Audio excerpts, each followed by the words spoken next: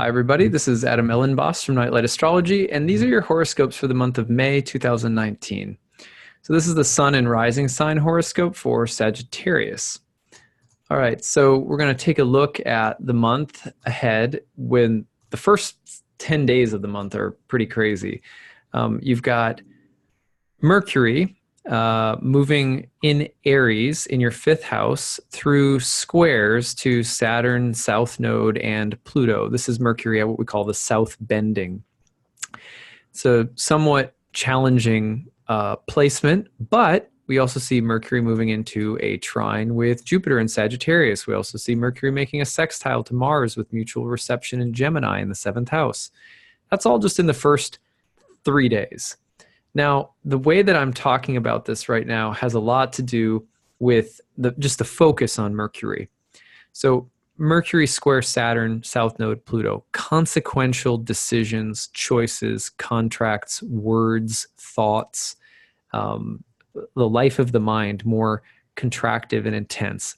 This is related to it's related to money and finances. Second house matters. You could say it's related to creativity with fifth house matters or children.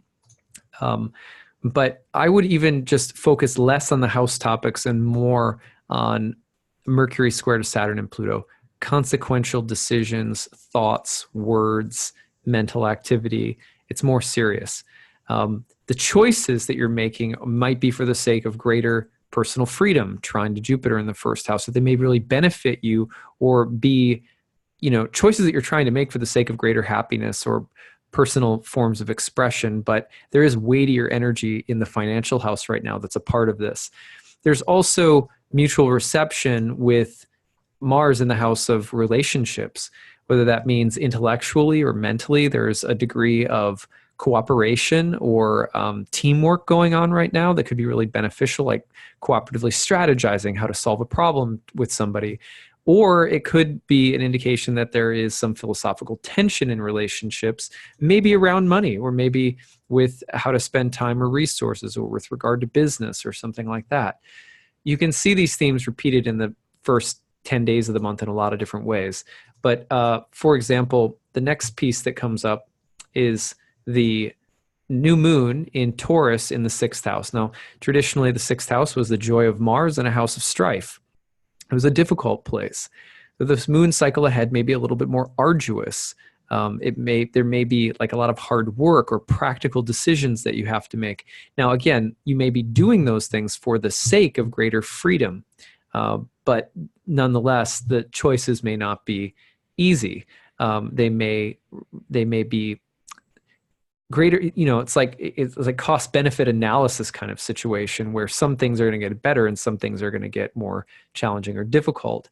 And the decisions are probably going to involve things like money and relationships cooperatively. You can see this reflected again, for example, when first of all, there's some real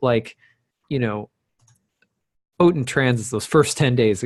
You got Mars on the 5th and 6th, Mars opposing Jupiter from the 7th to 1st. It's kind of some kind of dialogue or philosophical back and forth in relationships, maybe with regard to health or big choices that you're making. And, you may not be seeing eye to eye with other people about what you're thinking and what you want to do right now. And there may be some need to kind of duke it out about your philosophical approach with others. Now, you can see on May 7th to the 8th, Mercury will get into a conjunction with Uranus in your sixth house. This is the ruler, Mercury, of your house of relationships, going through a kind of a bit of an upheaval. It's, Mercury Uranus is a little erratic. It's unpredictable. It's inventive, but it is in a house of strife. And this is the ruler of your house of marriage and relationships. It's the dispositor of Mars, god of war, who's in that house of relationships, opposing your ruling planet. So my thought is that there are, decisions that may happen quickly or suddenly that are, again, of deeper consequence, making changes that are fast or sudden, maybe wanting to break the mold or get out of something quickly. And it's not made any easier by the fact that maybe there are some philosophical differences of opinion that are pretty pronounced in relationships right now. Now, the other thing that comes up that's is once you get through the 6th through the 10th, right around that time, the reason I say relationships, and I'm saying that so strongly, Venus in a house, it's often associated with love and romance and things like that, the 5th house, is going through squares to Saturn, South Node, and Pluto while making a trine to Jupiter in your 1st house, while starting to get into a sextile with Mars in your 7th house. So it's the same thing that Mercury went through in the first 3 days of the month. But this time, rather than be focused on the mind, it really has a lot more emphasis on Venus, beauty, love, sexuality, relationships, but serious choices being made, weighing things.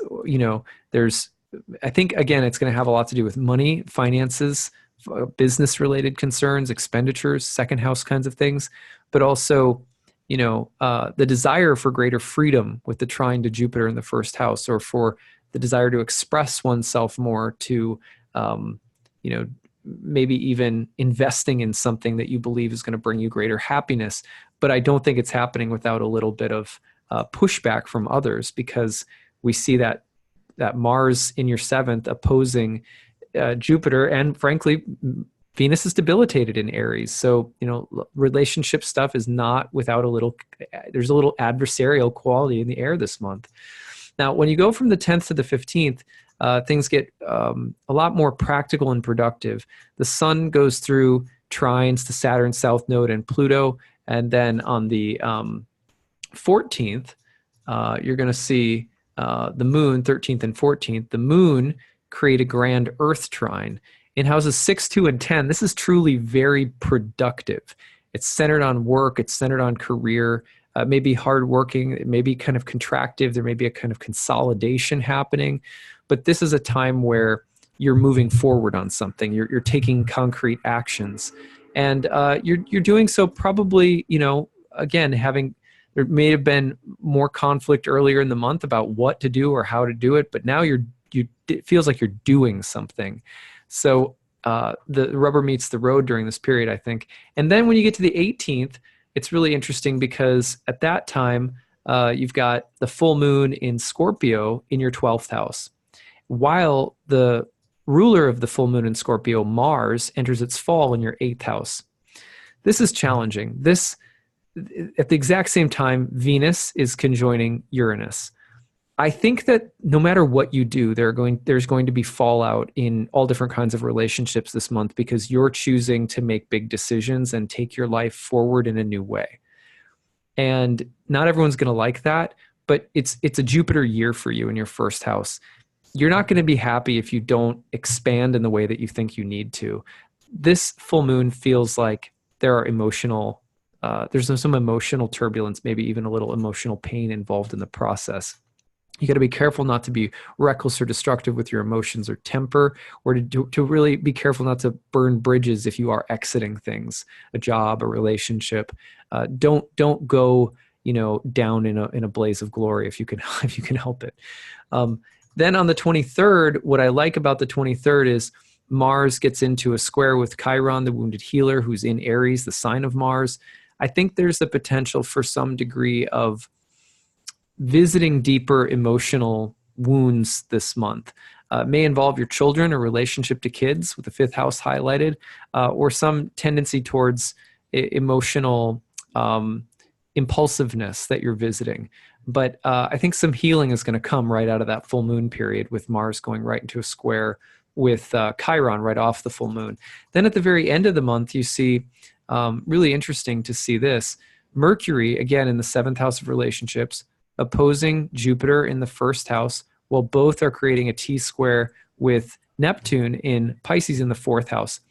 This again brings up issues around philosophy and belief between yourself and others. You're questioning things. You're looking for deeper answers. There is some, again, I'm guessing that you are going to have to stand alone a little bit this month in some of your decisions. And this month, at the end of the month, may present some possibility for synthesis around differing ideas or opinions in relationships.